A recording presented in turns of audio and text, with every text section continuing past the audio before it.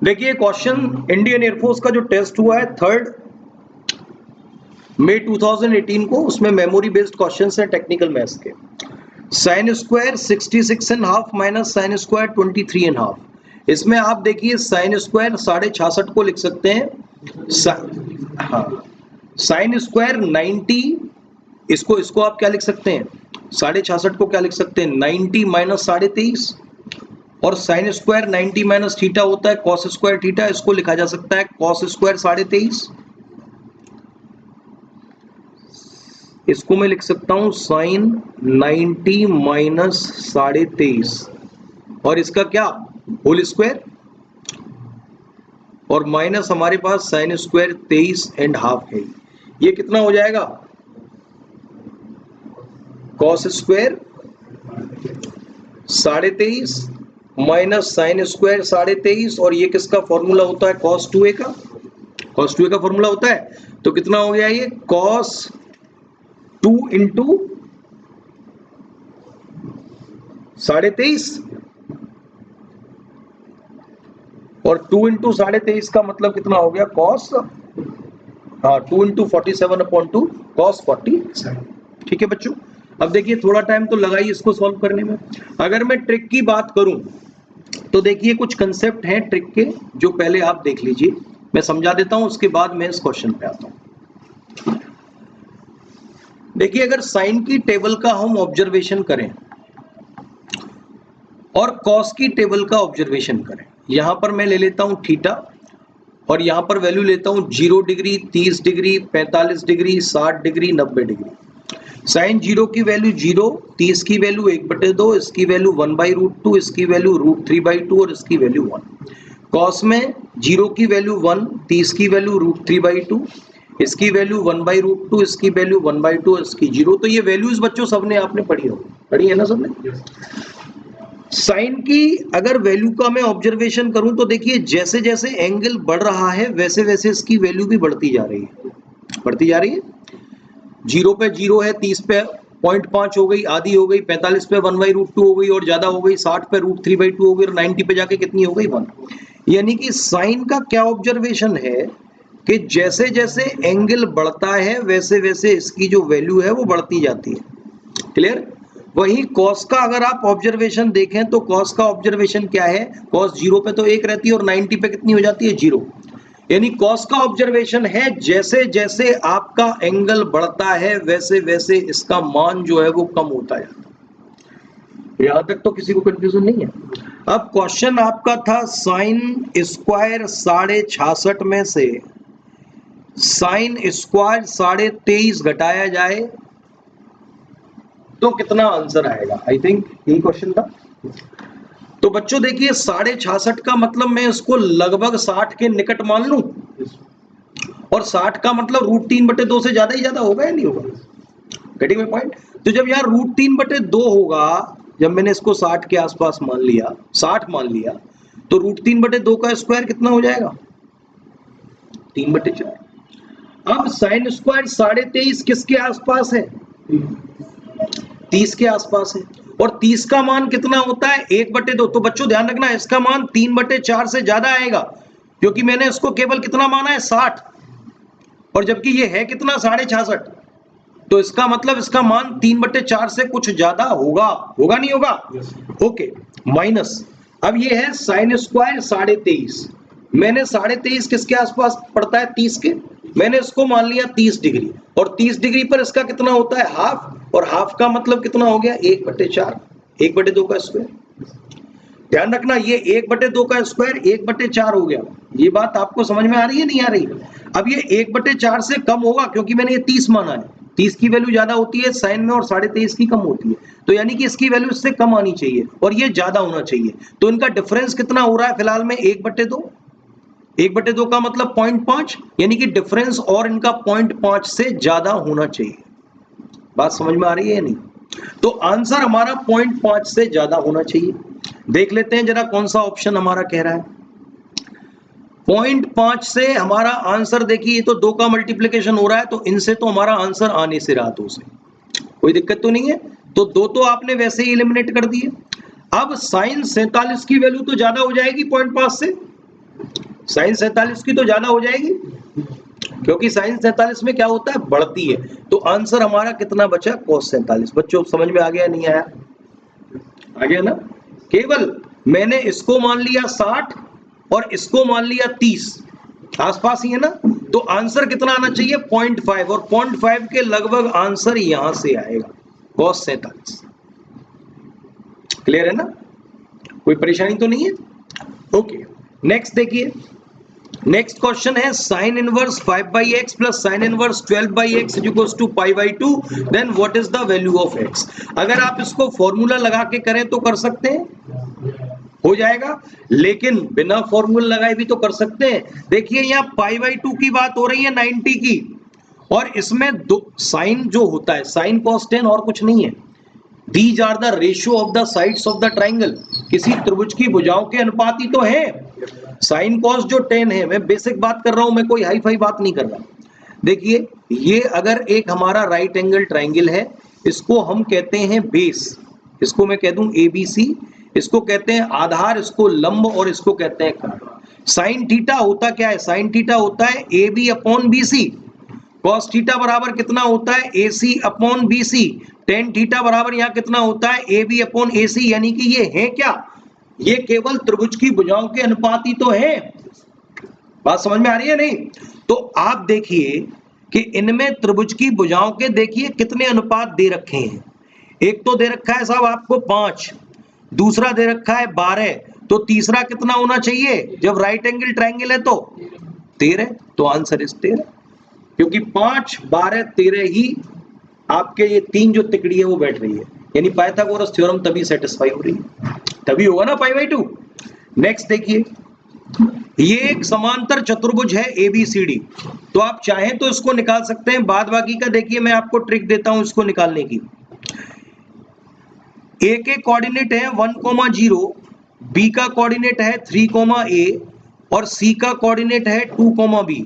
आपको D point के coordinate निकालने हैं। आप ऐसा करिए, डायरेक्ट इसको और इसको जोड़ के इसको घटा दीजिए। 2 और 1 3 में से 3 गया तो 0, एम आई क्लियर? और 1, A प्लस B में से A गया तो बचा कितना, B। तो answer is 0,B। B clear?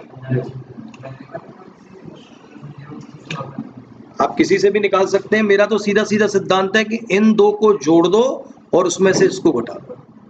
तो 1 + 2 3 - 3 0, A + B - A B, तो 0 और B आपका आंसर। क्लियर बच्चों? आपको इसकी फोकी निकालनी है, हाइपरबोला की, दीर्घवृत्त की फोकी। सबसे पहले तो समझ लीजिए कि दीर्घवृत्त की फोकी होती क्या है। इसको मैं क्या कह सकता हूं, इसको, इस वाले चीज को मैं कह सकता हूं x² अपॉन 1/2 का होल स्क्वायर, यानी कि 1/4 कह दो इसको, minus y² upon 1/9 is equals to मैंने कह दिया 1। तो देखिए आपके पास यहां से a² का मान आ गया 1/4, b² का मान आ गया 1/9, और इन अदर वर्ड्स a का मान आ गया 1/2, b का मान आ गया 1/3। आप e निकाल लेंगे, और जब e निकल जाएगा तो आपका AE हमारा क्या होता है, प्लस माइनस AE फोकी होती है, तो आपकी फोकी निकल जाएगी। कोई परेशानी? यहां तो कोई दिक्कत नहीं है, किसी दीर्घवृत्त का AB दिया हुआ है, E निकालने में तो कोई परेशानी नहीं है। E निकल जाएगा तो आपका फोकी निकल जाएगा। क्लियर हो बच्चों यहां तक? नेक्स्ट देखिए, what is the equation of the plane. उस प्लेन का समीकरण बताइए जो कि 1 2 3 इन बिंदु से गुजरता है और इस प्लेन के पैरेलल है, यानी कि समांतर है। यस, उस तल का समीकरण बताइए जो 1 2 3 से होकर गुजरता है। देखिए मैंने आपको रेखा में भी बताया था, स्ट्रेट लाइंस में भी बताया था कि ये एक लाइन है, इस पे लाखों पॉइंट होंगे। अगर ये एक प्लेन है तो ये प्लेन भी हजारों लाखों पॉइंटों से मिलकर बना होगा, और ये पॉइंट इस पर कब कहलाएंगे, लाइन पर, जब इस लाइन के इक्वेशन को सेटिस्फाई करें। ये प्लेन पर कब कहलाएंगे, जब ये प्लेन के इक्वेशन को सेटिस्फाई करें। तो अगर प्लेन 1 2 3 से होकर गुजरता है तो x की जगह 1 रखने पर, y की जगह 2 रखने पर और z की जगह 3 रखने पर समीकरण संतुष्ट होना चाहिए। तो देखिए जरा कौन सा समीकरण संतुष्ट हो रहा है, C हो रहा है, तो आंसर इज C। क्लियर?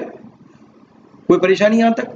दूसरा, ऐसे कौन से हैं जो फर्स्ट आंसर हो ही नहीं, तो ये तो आपको समझ में आ गया ना, ये ट्रिक समझ में आ गई। सीधा सीधा x की वैल्यू 1, y की वैल्यू 2 और z की वैल्यू 3 रखनी है। बात यहां तक समझ में आती है? अब दूसरा, एक और इसमें ऑप्शन एलिमिनेशन मेथड रख सकता है। 3x plus 4y minus 5z के पैरेलल है, ध्यान रखना, इसके पैरेलल अगर लाइन होती हैं तो उनके x, y, z यानी वेरिएबल जो पद होते हैं, चर जो होते हैं, उनके गुणांक एक जैसे होते हैं। तो 3x plus 4y minus 5z answer होना चाहिए। तो देखिए, इसका भी है, इसका भी है और इसका भी है, ए का नहीं है, तो मैं कह सकता हूं ए आंसर नहीं हो सकता। क्लियर? तो डिपेंड करता है ऑप्शंस पे। कभी कभी ऐसा भी हो जाता है कि भाई दो ऑप्शन x बराबर 1, y बराबर 2 और z बराबर 3 रखने पर सेटिस्फाई हो रहे हैं, तो आप ये भी देख सकते हैं। अगर रेखाएं समांतर होती हैं या प्लेन पैरेलल होते हैं तो उनके x, y और z के गुणांक एक जैसे होते हैं। बात समझ में आई है नहीं? Next, what is the one of the square root of this one? इसका वर्गमूल क्या है? देखिए, वर्गमूल क्या होता है, इसको हम कहते हैं 3 प्लस 4 आयोटा। इसका आपको स्क्वायर रूट निकालना है। तो हम क्या करते हैं, x प्लस आयोटा वाई के बराबर रखते हैं। दोनों तरफ वर्क करने पर हमारा आता है x square minus y square plus 2 iota x y is equal to 3 plus 4 iota. तो मैं कहूंगा x square minus y square बराबर 3 और 2xy बराबर कितना आना चाहिए, 4। तो देखिए ये ऐसा किस ऑप्शन से आ रहा है? पहले से आ रहा है, 2 के स्क्वायर में से 1 का स्क्वायर घटाएंगे तो 3 आ रहा है, और 2 इंटू 2 इंटू 1 कितना आ रहा है, 4 आ रहा है। पहले से आ रहा है तो आंसर इस पहले। बात समझ में आई है नहीं? मैंने इसका स्क्वायर रूट माना x प्लस आयोटा वाई, ठीक है, इसका वर्गमूल है मान लिया x प्लस आयोटा वाई। तो कुल मिला के हमें ये जो आंसर दे रखे हैं वो सब x प्लस आयोटा वाई की वैल्यू तो दे रखी है, दे रखी है नहीं दे रखी? बात समझ में आ रही है या नहीं? और x जब इनको स्क्वायर करूंगा तो इन दो समीकरण संतुष्ट होनी चाहिए। तो x की वैल्यू देखिए 2 रखने पर और y की जगह 1 रखने पर क्या पहला समीकरण संतुष्ट हो रहा है? हो रहा है।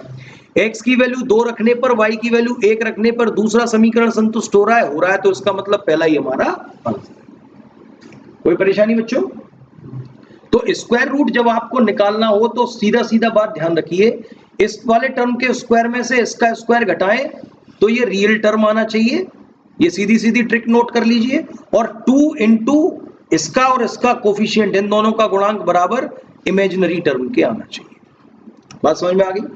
Next, how many diagonals will be there in n sided regular polygon? एक एन भुजाओं वाला बहुभुज है, उसमें विकर्णों की संख्या क्या होगी? मैंने पीएनसी में विकर्णों की संख्या निकालना बताया है, राइट? लेकिन अगर फिर भी नहीं आता तो देखिए ट्रिक देखिए, एन बराबर आपने लिया 3, तो क्या त्रिभुज में कोई विकर्ण होता है? नहीं होता। तो एन बराबर 3 रखने पर 0 आना चाहिए।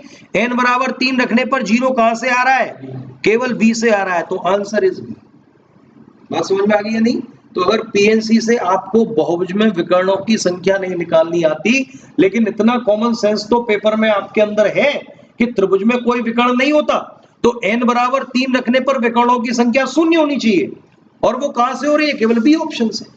और n बराबर 4 लेने पर विकर्णों की संख्या कितनी होनी चाहिए? 2, क्योंकि भुजाओं की संख्या 4 होती है। तो रेक्टेंगल में कितने डायगोनल होते हैं? 2। तो ये भी आप यहां से चेक कर सकते हैं। अगला क्वेश्चन, ये देखिए, ये क्वेश्चन आपका एनडीए में भी आ चुका है। ये क्वेश्चन आपका एनडीए में भी आ चुका है और मैं समझता हूं 2015 या 14 के आसपास ही आया है। इस टर्म का सम करना है तो देखिए, इसका इस टर्म का तो बहुत बड़ा सम होगा, होगा नहीं होगा? इस टर्म का n टर्म्स का सम करना है। मैंने मान लिया n बराबर 1, और n बराबर 1 मानने का मतलब केवल आपको एक पद का ही तो सम करना है। और एक पद का सम कितना है? 0.5, और 0.5 का अर्थ हुआ 1/2। हुआ नहीं हुआ? आंसर आपका 1/2 आना चाहिए n बराबर 1 लेने पर। जोड़ बाकी गुणा भाग सबको आता है। ऑप्शंस में n बराबर 1 रख के देखिए 1/2 कहां से आंसर आता है? कहां से? डी से आ रहा है। आप कह रहे हैं डी से आ रहा है, रख के देख लेते हैं। देखिए 1 ये क्या हुआ यहाँ पे 1 माइनस 1/10 कितना हुआ 9/10, 9/10 इंटू 1/9 कितना हुआ 1/10 और 1 माइनस 1/10 कितना हुआ 9/10, 9 से 9 कट गया तो 1/2 डी से आ रहा है, आंसर इज डी। कोई रामायण नहीं पढ़नी पड़ी, कोई मैंने इसमें 5 कॉमन नहीं लिया, 10 का गुणा नहीं किया, नहीं तो एजीपी पता नहीं क्या क्या आपका बन जाता। कंपटीशन में केवल स्पीड और एक्यूरेसी मैटर करती है। अगर आप स्पीड और एक्यूरेसी मेंटेन नहीं कर पा रहे तो या तो आप गलत कोचिंग ले रहे हैं, गलत डायरेक्शन में पढ़ाई कर रहे हैं, गलत सिलेबस कवर कर रहे हैं, क्योंकि ये कोई बोर्ड में आने वाला क्वेश्चन नहीं है। इसके लिए केवल एयरफोर्स में 30 से 35 सेकंड का समय मिला है। तो प्रॉपर गाइडेंस बहुत जरूरी है। Forget about the method, forget about the step marking. यहाँ पे आपको कोई स्टेप मार्किंग के मार्क्स नहीं मिल रहे कि साहब आपने पॉइंट को हटाया, फिर 5 कॉमन लिया, फिर 1 में 10 का मल्टीप्लाई किया, ये इसके मार्क्स नहीं है। क्लियर बच्चों? नेक्स्ट देखिए हालांकि इसका मैंने डायरेक्ट फॉर्मूला कराया है, NC0 plus NC1 plus NC2 plus up to NCN। इसका फॉर्मूला होता है 2 की पावर n। और जिसको फॉर्मूला भी नहीं आता, n का फिर से मान लेके देख ले, ये किसका सम होता है, NCN तक होता है। ये बायनोमियल थ्योरम का क्वेश्चन है। अब कह रहा है सर मुझे तो ये फॉर्मूला याद नहीं है। याद नहीं है तो भैया आप n बराबर ले लो 2 या n बराबर ले लो 1। अगर आप n बराबर 1 लेंगे तो 1C1 इन दोनों का सम करना पड़ेगा, 2 लेंगे तो इन तीनों का सम करना पड़ेगा। तो n बराबर आप 1 ले लीजिए, इन दो का सम किसके बराबर आता है वो आंसर चेक कर लीजिए। क्लियर? 1C0 1C1 किसके बराबर आएगा, 1 प्लस 1 2। तो n बराबर 1 लेने पर 2 आना चाहिए, n बराबर 1 लेने पर 2 केवल डी ऑप्शन से आ रहा है। क्लियर? नेक्स्ट क्वेश्चन देखें। डिटरमिनेंट के क्वेश्चन में मैंने आपको बताया था कि आप यहां पर x की वैल्यू ले लिया करिए, जो भी x y की। मैंने ले लिया x बराबर y बराबर 1, कोई आफत आ जाएगी?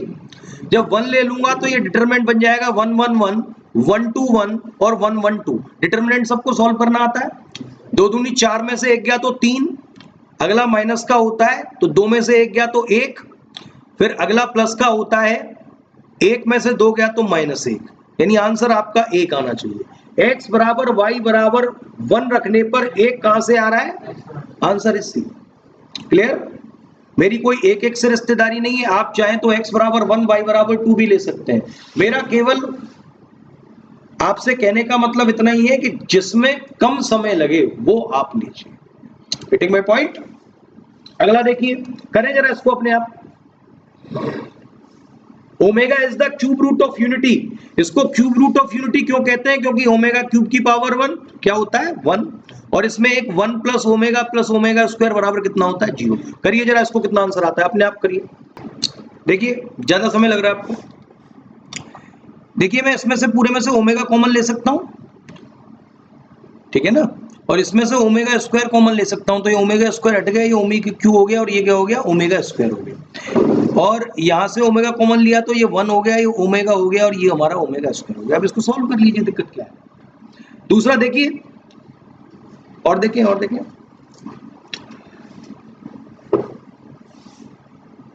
इसको सॉल्व करें जरा। 6 2 जा 12, तो 12 ओमेगा क्यूब का मतलब कितना हो गया, 12 माइनस 4 दिया 12, 12 माइनस 12 यानी कि 0 तो पहला हो गया, दूसरा -1 लिया आपने, ये वाला 12 ओमेगा स्क्वायर माइनस, तो 12 ओमेगा माइनस 12 ओमेगा स्क्वायर, इसको मैं कह सकता हूं। फिर आपने 2 लिया, 6 ओमेगा स्क्वायर प्लस का 12 ओमेगा स्क्वायर और माइनस का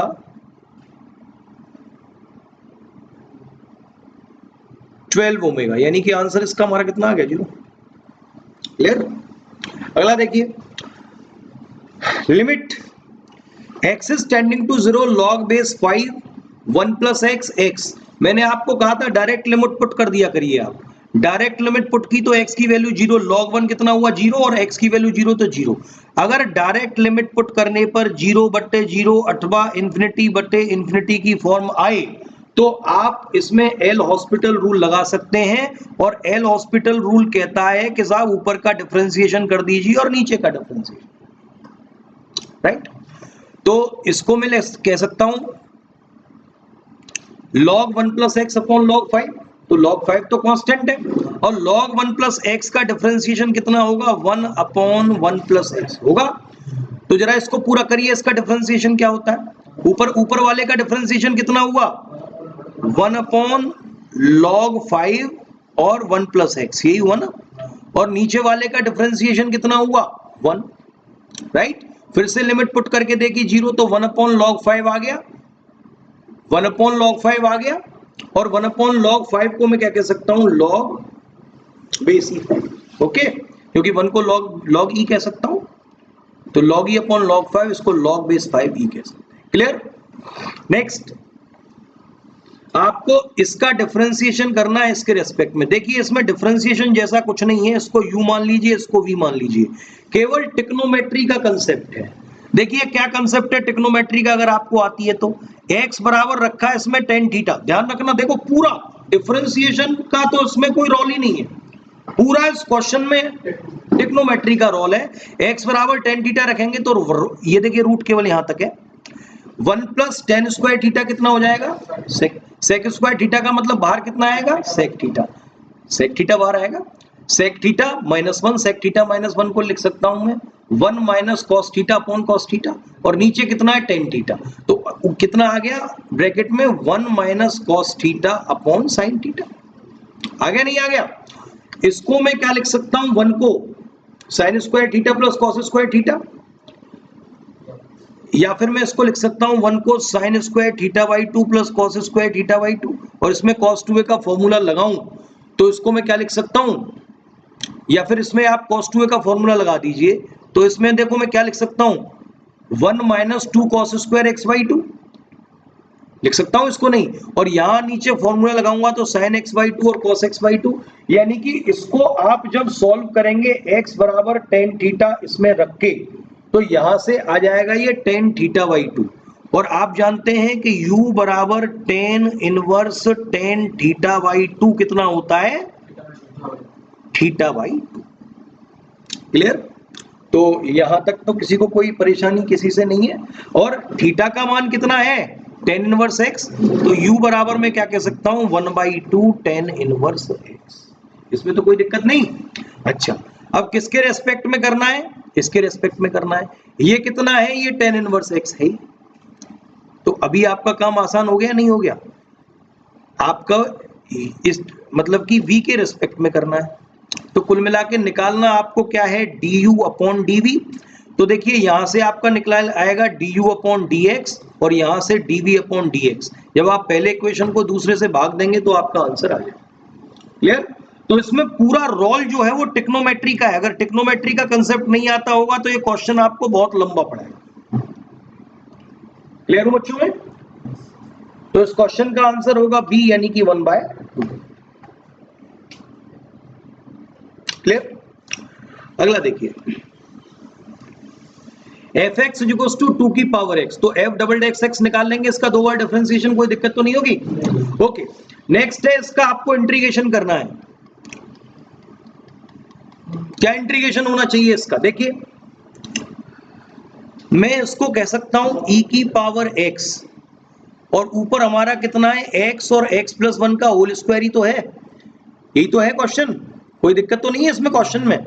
इसको मैं कह सकता हूं e की पावर x, इसमें +1 कर दिया -1 कर दिया, तो +1 किया तो ये हो गया 1 अपॉन x प्लस 1, और -1 किया तो -1 अपॉन x प्लस 1 का होल स्क्वायर।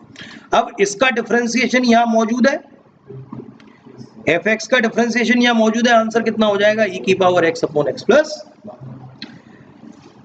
-π/2 टू π/2। आपको पता है कि ये फंक्शन कैसा फंक्शन है, इवन फंक्शन है या ऑड फंक्शन है। एफ एक्स बराबर हमारा दे रखा है sine x, F minus x बराबर हमारा कितना होगा, साइन माइनस एक्स कितना होता है, माइनस साइन एक्स, तो यानी कि f की वैल्यू -x रखने पर हमारा -f(x) आ रहा है, तो ये कैसा फंक्शन है, ऑड फंक्शन है, तो ऑड फंक्शन का आंसर कितना होता है, 0। मीन डेविएशन, इनका आपको मानक विचलन बताना है, करिए जरा क्वेश्चन को। देखिए इसमें मीन डेविएशन, ये क्वेश्चन आपको एयरफोर्स में पक्का पूछा जाता है, दैट इज कॉल्ड माध्य विचलन। माध्य विचलन इसका कितना होगा? माध्य विचलन का मतलब ये अपने मीन से कितना डेविएट करता है, मीन से कितना विचलित है, कितना दूर है। तो मीन से कितना दूर है, सबसे पहले तो हम इसका मीन निकाल लेते हैं। मीन का मतलब सबसे पहले इसका अगर मीन आ जाए तो हम ये देख लेंगे कि ये मीन से जो हर पद है वो कितना डेविएट हो रहा है। तो देखिए इसका मीन कैसे निकालते हैं, आपको पता है कि सब पदों को जोड़ दो और जितने नंबर ऑफ पद हैं उससे भाग दे दो, यही होता है ना। तो 2 + 9 + 9 + 3 + 6 + 9 + 4 और कितने पद हैं ये? 7। तो इसका मीन कितना निकल के आ गया आपका? 42/7 यानी कि 6। Am I clear? और जो मीन डेविएशन होता है अर्थात जो माध्य विचलन होता है, देखिए माध्य विचलन क्या होता है, वो होता है सिग्मा अपॉन एन। तो देखिए ये तो आपका आ गया, इन सबका सम कर देना है। अब देखिए ये जो 2 9 9 ये जो जितने भी टर्म है ये कितने विचलित हैं। पहला टर्म कितना विचलित है? 2 - 6, आंसर हमेशा मोड़ में आता है इसमें से, प्लस अगला 9 कितना विचलित है? 9 - 6, नेक्स्ट 9 - 6, नेक्स्ट 3 - 6, नेक्स्ट 6 - 6, नेक्स्ट 9 - 6 और नेक्स्ट है 4 - 6 अपॉन नंबर ऑफ टर्म्स कितने हैं? 7। तो देखिए कितना विचलित है, एक 4 + 9 + 3 + 0 + 2 अपॉन 7 यानी कि 18/7। आंसर आपका आ गया 2.57। तो आंसर इज 2.5। माध्य विचलन निकालना आ गया, सबसे पहले मीन निकाल लेना है, सबको सम करके अपॉन 7। और मीन डेविएशन होता है sigma x - x' upon n। तो 2 - 6 कितना हुआ? 4। Similarly 9 - 6 3,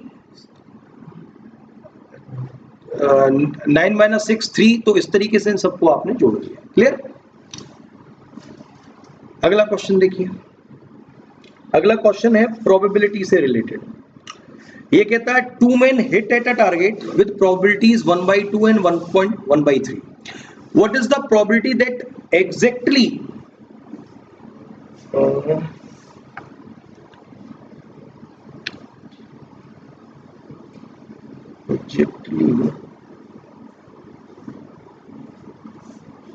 one of them hits the target? पूरा क्वेश्चन लिख लेना। Exactly one of them hits the target.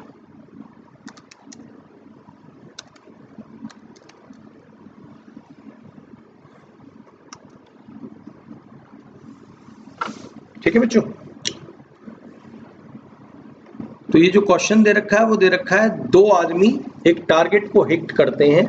पहले की हिटिंग की प्रोबेबिलिटी है, मान लिया ए है, उसकी हिटिंग की प्रोबेबिलिटी 1/2 है, यानी ये 50% चांसेस हैं कि ये हिट कर देगा, और दूसरे के चांसेस 33.33 हैं हिट कर देगा।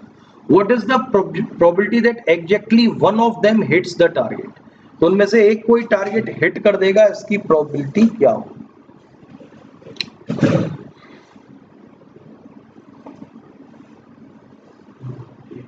देखो ए के हिट करने की प्रोबेबिलिटी कितनी है? 1/2। और ना हिट करने की प्रोबेबिलिटी भी कितनी रहेगी? 1 - 1/2 यानी कि 1/2। बी के हिट करने की प्रोबेबिलिटी 1/3 है और ना हिट करने की प्रोबेबिलिटी कितनी होगी? 2/3। तो exactly one of them hits, तो इसका मतलब मान लिया ए ने हिट किया और बी हिट नहीं कर पाए, ठीक है? या हो सकता है बी ने हिट किया और ए हिट नहीं कर पाया। तो ए ने हिट किया के चांसेस हैं 1/2, बी ने हिट नहीं किया के चांसेस हैं 2/3, और का मतलब होता है प्लस बी ने हिट किया इसके चांसेस 1/3 और एक ने हिट नहीं किया इसके चांसेस 1/3। तो ये कितना हो गया? 1/6 प्लस 1/6 यानी कि कितना हुआ ये?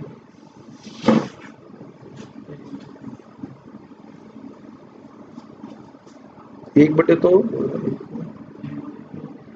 3/6 हो गया ना, 3/6 यानी कि 1/2। तो चांसेस उसकी हिट करने के 1/2। क्लियर हूं बच्चों? यहां तक कोई दिक्कत तो नहीं है, कोई परेशानी? तो 50% उसके चांसेस होंगे हिट करने के, कोई दिक्कत तो नहीं है इसमें? अच्छा, तो आप कहें तो ट्रिक बताऊं इसमें भी मैं आपको, ना करना पड़े जिसको नहीं समझ में आया। देखिए प्रोबेबिलिटी जब मैं कराऊंगा तो आपको वैसे समझा ही दूंगा। इसमें हम केसेस देखते हैं, भाई ए ने हिट किया एंड बी ने नहीं किया, और बी ने किया एंड ए ने नहीं किया। तो एंड का मतलब होता है गुणा, तो P A into P not B, और का मतलब होता है plus P B into P not. अगर ये भी नहीं समझ में आया, मोटा मोटा आदमी वैसे परीक्षा में चला जाए, दो आदमी हिट मार रहे हैं, ए हिट मार पाएगा इसकी संभावना है 50%, बी हिट मार पाएगा इसकी संभावना है 33%। तो ज्यादा से ज्यादा हिटिंग की संभावना क्या होगी कि उनमें से एक हिट मारेगा, जो मैक्सिमम प्रोबेबिलिटी है 50%, तो संभावना होनी चाहिए जीतने की, होनी चाहिए नहीं होनी चाहिए? तो आंसर हमारा लगभग 50% आना चाहिए।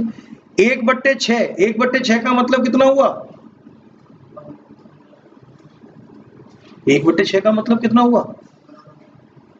16 पॉइंट समथिंग।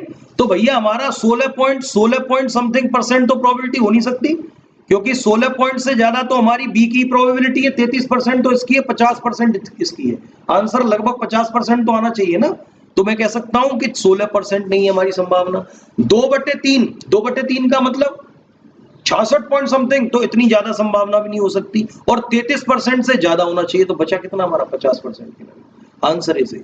बात समझ में आ गई है नहीं? अरे समझो, धीरे धीरे समझो आप इसको। ए किसी परीक्षा के 50% क्वेश्चंस को हल कर सकता है, बी उस परीक्षा के 33% क्वेश्चंस को हल कर सकता है। तो एग्जैक्टली उनमें से एक कितने क्वेश्चन को सॉल्व करने की संभावना होगी? ज्यादा से ज्यादा 50% ही तो होगी, ज्यादा से ज्यादा 50% के आसपास तो होगी संभावना। तो भैया ए टारगेट को हिट, ए की प्रोबेबिलिटी है, ए की संभावना है कि वो 50% संभावना है इसके टारगेट हिट करने की, बी की 33% संभावना है। तो एग्जैक्टली 1 उनमें से एक टारगेट को हिट करेगा, इसकी ज्यादा से ज्यादा संभावना लगभग 50 आनी चाहिए नहीं? और ऑप्शन सी क्या कह रहा है? 16.66 तो हो ही नहीं सकती। ऑप्शन बी क्या कह रहा है? 33% से तो ज्यादा ही होगी भाई। ऑप्शन डी क्या कह रहा है? 66, ये कुछ ज्यादा हो गया है। तो ऑप्शन केवल 1/2 बचता है, जो कि एक सार्थक है। तो कॉमन सेंस से हो गया क्वेश्चन या नहीं? कोई ज्यादा प्रोबेबिलिटी की आपाधापी नहीं करनी पड़ी आपको, सीधा सीधा आंसर, मोटा मोटी अगर बुद्धि है तो सीधा सीधा आपने आंसर इसका कर दिया। तो am I clear with this? तो these are the questions asked in Indian air force test. इनको कर लीजिए। कुछ क्वेश्चंस मेरे पास आज और आएंगे तो मैं उनको डिस्कस आपसे कराऊंगा। इन 18-20 क्वेश्चंस में कोई परेशानी आपको?